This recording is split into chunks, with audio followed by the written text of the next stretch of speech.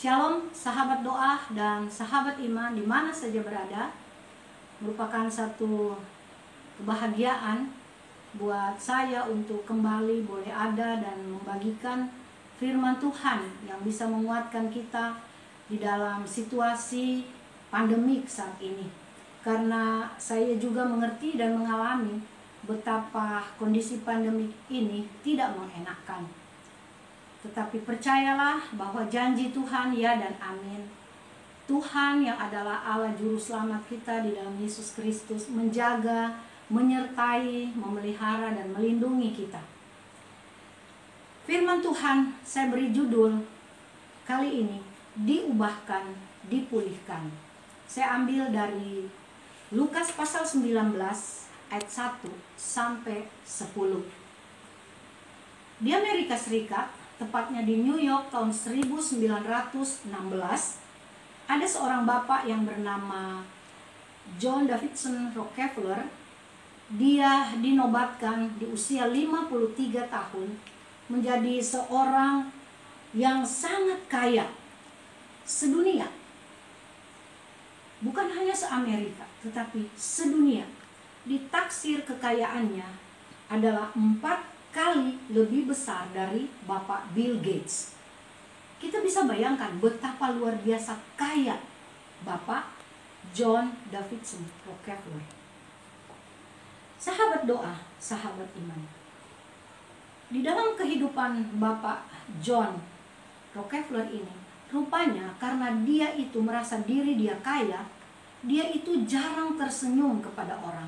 Dia takut kalau dia tersenyum kepada orang, kalau dia ramah kepada orang, kalau dia baik-baik kepada orang, nanti orang mau datang kepada dia, nanti orang mau datang minta duit, nanti orang mau minjam duit kepada dia. Sehingga dia menutup diri dengan jarang tersenyum kepada orang sekitar yang dia jumpai. Sahabat doa dan sahabat, suatu waktu Bapak John Rockefeller ini dikunjungi oleh seorang hamba Tuhan dan berkata kepada dia bahwa sebentar lagi kamu akan mati, kamu akan meninggal dunia, dan kamu harus sadar bahwa semua kekayaan yang sudah dinobatkan kepada kamu sebagai orang terkaya di dunia tidak akan kamu bawa mati, tidak akan kamu bawa bersama dengan kematian kamu. Waktu itu John Rockefeller dia merasa ketakutan, dia merasa bingung, dia merasa khawatir, gundah gulana. Dia berpikir, bagaimana ini kalau benar saya meninggal? Lalu dia ingat bahwa berkat yang sudah ada adalah berkat yang dititipkan oleh Tuhan kepada dia. Saat itu dia menjadi sadar, hati dia ditobatkan oleh Tuhan. Dia ingat bahwa dia menjadi kaya bukan karena usaha dia. Kalau Tuhan tidak berkati, mana mungkin dia kaya? Kalau Tuhan tidak bersama dengan dia, mana mungkin dia bisa kaya? Kalau Tuhan tidak berikan dia hikmat untuk memanage kekayaan yang sudah ada, nggak mungkin kekayaan akan berkembang menjadi lebih baik, lebih baik, lebih baik. Dan waktu dia ambil keputusan untuk tidak lagi berpikir kepada diri sendiri, saat itu dia rubah fokus dia. Dia tinggalkan semua yang dianggap baik oleh dunia. Dia anggap itu semua merupakan satu kegagalan di dalam kehidupan dia. Dia alihkan fokus dia kepada Tuhan. Dan dia katakan kepada Tuhan bahwa semua kekayaannya akan saya sumbangkan untuk menolong semua orang-orang yang ada di dunia. Dia mendirikan satu yayasan, ya. Yayasan yang bergerak membantu meringankan penderitaan manusia di seluruh dunia. Bukan di Amerika, bukan di kotanya saja, tapi di seluruh dunia. Sahabat, ini luar biasa. Ketika John Davidson Rockefeller dia diubahkan oleh Tuhan, dia mendapatkan satu sukacita, ya. Dia tidak lagi malas tersenyum, dia tidak lagi tidak mau bergembira, dia tidak lagi mau memberikan apa yang ada di dalam kehidupan dia. Tetapi sekarang setelah dia bertemu dengan Tuhan, setelah dia diubahkan oleh Tuhan, dia memberikan hidup dia kepada Tuhan dan Tuhan pulihkan dia. Ketika dia dipulihkan, di dalam wajahnya selalu ada senyuman bagi orang. Dia tidak takut lagi orang datang untuk minta kepada dia, karena dia sudah terbuka. Dia berpikir bahwa sekarang kalaupun ada orang datang, dia harus tolong, dia akan tolong. Sahabat doa dan sahabatnya, judul renungan saya, diubahkan, dipulihkan. Saya ambil di dalam Lukas pasal 19, cerita tentang Sakeus. Dia seorang bapak juga, seorang tokoh yang dikatakan kepala pemungut cukai. Apa tugas kepala pemungut cukai? Pemungut cukai adalah pegawai kerajaan Romawi yang waktu itu menjajah Israel. Tugasnya memungut pajak yang sangat keterlaluan, sehingga orang Yahudi dikatakan kalau bekerja kepada pemerintah Romawi itu adalah pengkhianat. Jadi Sakeus dikatakan seorang pengkhianat.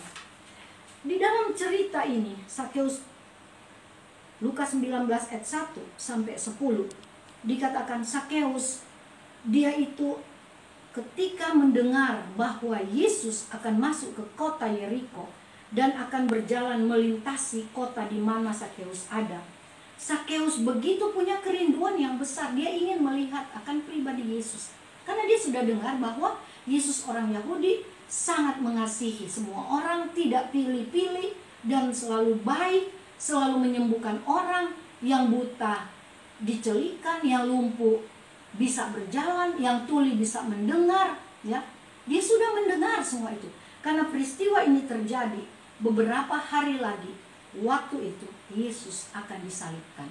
Jadi Sakeus sudah mendengar cerita tentang sosok pribadi Yesus yang luar biasa baik, luar biasa dahsyat.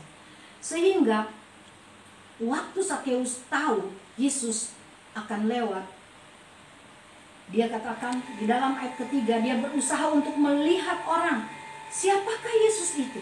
Tapi karena dia pendek, dia tidak bisa melihat Yesus, ya. Lalu di dalam ayat keempat, maka berlarilah Sakeus mendahului orang banyak, lalu memanjat pohon ara untuk melihat Yesus yang akan lewat di situ. Ayat 5, ketika Yesus sampai ke tempat itu, ia melihat ke atas dan berkata, Sakeus, segeralah turun, sebab hari ini aku harus menumpang di rumahmu. Sakeus ketika mendengar bahwa Yesus mengundang dia turun dan bahkan mau menumpang di rumahnya, Sakeus merasa, siapakah saya ini? Saya orang berdosa, saya pengkhianat, tidak ada orang suka dengan saya, ya. Saya sudah menjadi orang yang memalukan bangsa saya. Tapi kenapa Yesus mau datang kepada saya? Ingat, sahabat doa dan sahabat ini, itulah tujuan kedatangan Yesus ke dalam dunia, mencari dan mau menyelamatkan yang hilang. Di dalam ayatnya yang ke-10, di dalam Lukas 19, sebab anak manusia datang untuk mencari dan menyelamatkan yang hilang. Itu tujuan Yesus. Karena itu Yesus terbuka untuk semua lapisan, semua status, semua orang, semua yang berpendidikan, yang tidak berpendidikan, baik orang yang merasa diri di atas, yang baik merasa orang yang lemah, merasa diri ada di bawah. Yesus datang untuk semua kalangan. Sahabat doa dan sahabat ini, ketika Yesus datang kepada Sakeus berkata, turunlah. Dan ketika Sakeus turun menerima Yesus dengan sukacita, terjadi sesuatu. Dia diubahkan, dia dipulihkan.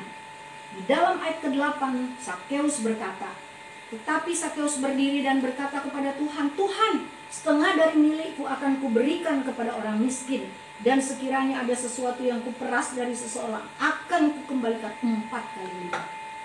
Sahabat, peristiwa ini luar biasa. Sakeus, kepala pemungut cukai, dikatakan pengkhianat, tapi ketika dia dipandang matanya oleh Yesus dan dia fokus kepada Yesus, dia diubahkan. Dia biasa menipu orang, menyusahkan orang, tapi ketika dia bertemu dengan Yesus, dia berkata, setengah dari milikku akan ku berikan kepada orang miskin, dan siapa yang kuperas ku kembalikan 4 kali lipat. Kebiasaan hukum Yahudi bukan 4 kali lipat. Kalau dia pinjam 100 juta, cukup dia mengembalikan 100 juta. Dia memeras 100 juta kepada orang itu, cukup Sakeus mengembalikan 100 juta plus 20% dari 100 juta. Tapi Sakeus, dia mengembalikan 4 kali lipat, berarti 400 juta. Bukan hal yang sukar bagi seseorang yang sudah diubahkan, sudah dipulihkan oleh Yesus. Sahabat, kita sudah mengenal Yesus dan kita sudah diubahkan oleh Yesus. Kita sudah mengalami kasih karunia Tuhan dalam kehidupan kita. Apa yang kita perbuat saat ini? Ada banyak orang saya lihat dalam tanda kutip mengaku orang Kristen, tapi kabur imannya. Dia tidak nampak putih, dia tidak nampak juga hitam, tapi dia nampak abu-abu. Dan Tuhan berkata di dalam Wahyu, kalau orang itu tidak panas, tidak dingin, saya akan muntahkan dia. Saat ini merupakan ujian di masa situasi pandemi. Tuhan ingin kalau kita memang panas benar, jangan kita suam-suam kuku. Kalau kita memang memilih bahwa saya harus bertobatlah dengan benar. Ini saat-saat di mana kita sedang ditampih, ya. Kita sedang diuji iman kita. Apakah kita berani masih berkata bahwa Tuhan segala-galanya dalam kehidupan kita? John Davidson Rockefeller, dia mengambil keputusan bahwa keuangan bukan sesuatu, bukan segala-galanya, tetapi Yesuslah sesuatu yang penting dalam kehidupan. Yesuslah segala-galanya dalam kehidupan.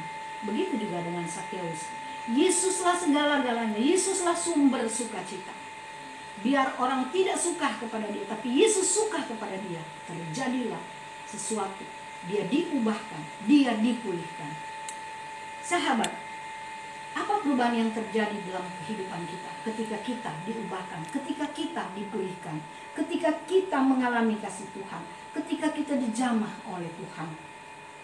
Apakah kita siap sungguh-sungguh mau berubah total 180 derajat, berbalik kepada Tuhan?